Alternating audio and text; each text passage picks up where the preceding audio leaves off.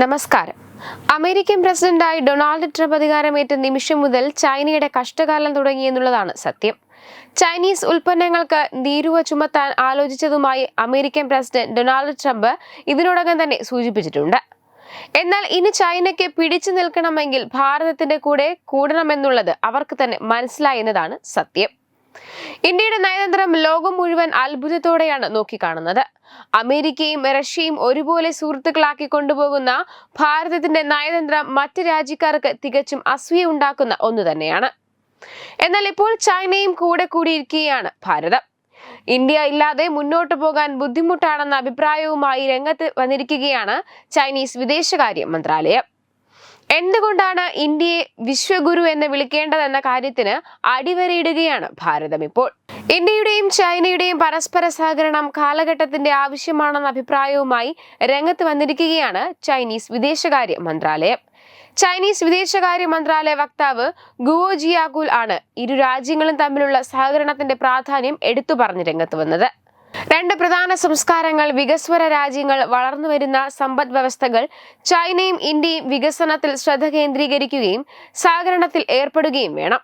ഇതൊരു രാജ്യങ്ങളിലെയും 2.8 ബില്യണിലധികം ജനങ്ങളുടെ അടിസ്ഥാന താൽപര്യങ്ങൾ നിറവേറ്റുന്നു. പ്രാദേശിക രാജ്യങ്ങളുടെയും ജനങ്ങളുടെയും പൊതു അഭിലാഷം നിറവേറ്റുന്നു. ചൊവ്വാഴ്ച നടന്ന പതിവ് പത്രസമ്മേളനത്തിൽ ഗുവോ പറഞ്ഞു.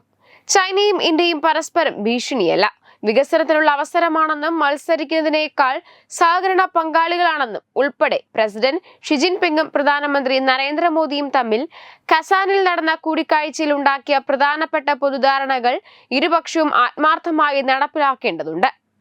ഉഭയകക്ഷി ബന്ധങ്ങളെ നയതന്ത്രപരമായ കാഴ്ചപ്പാടിൽ നിന്ന് ദീർഘകാല വീക്ഷണകോണിൽ നിന്നും കാണുകയും കൈകാര്യം ചെയ്യുകയും വേണം. ബന്ധങ്ങളെ ആരോഗ്യകരവും സുസ്ഥിരവുമായ വികസനത്തിന്റെ പാതയിലേക്ക് തിരികെ കൊണ്ടുവരണം. ശക്തരായ ഈ രണ്ട് അയൽ രാജ്യങ്ങൾ ഐക്യത്തോടെ ജീവിക്കാനും പരസ്പരം വികസിക്കാനുമുള്ള ശരിയായ പാത കണ്ടെത്തണം. ഇതാണ് അദ്ദേഹം സൂചിപ്പിച്ചത്. അതേസമയം ഫെബ്രുവരി 1 മുതൽ ചൈനീസ് നിർമ്മിത ഉൽപ്പന്നങ്ങൾക്ക് 10% തീരുവ ചുമത്തുമെന്ന് ആലോചിക്കുന്നുണ്ടെന്ന് ട്രംപ് വ്യക്തമാക്കിയിട്ടുണ്ട്. മെക്സിക്കോയിലേക്കും കാനഡയിലേക്കും ചൈന ഫെറ്റാലിൽ അയക്കുന്നതിന്റെ പശ്ചാത്തലത്തിൽ തന്റെ ഭരണകൂടവുമായി ചർച്ച നടത്തിയെന്നും അദ്ദേഹം പറഞ്ഞു. ചൈനയെ ചൂഷകരെന്നാണ് ട്രംപ് വിശേഷിപ്പിച്ചത്. എന്നാൽ വ്യാപാര യുദ്ധത്തിൽ വിജയികൾ ഉണ്ടാകില്ലെന്ന് ചൈനയും പ്രതികരിച്ചു. നേരത്തെ തെരഞ്ഞെടുപ്പ് പ്രചരണ സമയത്ത് 60% താരിഫ് ഏർപ്പെടുത്തുമെന്നായിരുന്നു ട്രംപ് പറഞ്ഞത്. മെക്സിക്കോയിലും കാനഡയിലും 25% ഇറക്കുമതി നികുതി ചുമത്തുമെന്ന് ഭീഷണിപ്പെടുത്തിയതിന് പിന്നാലെയാണ് ട്രംപ് ചൈനയുടെ താരിഫിനെ കുറിച്ച് പറഞ്ഞത്. വെബ് ഡെസ്ക് തത്തുമൈ news.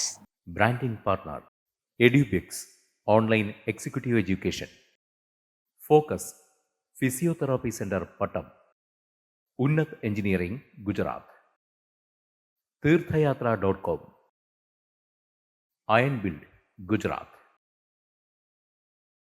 Powered by Jyothis, realising your dream home. Our ongoing luxury apartments projects are Crown near Karivattam, The Square near UST Global, White Manor near Achigal Ambalathara, and Evergreens Luxury Villas near Tirumala. Call 90482 55599. Jyothis Building Promoters Private Limited, Thiruvananthapuram.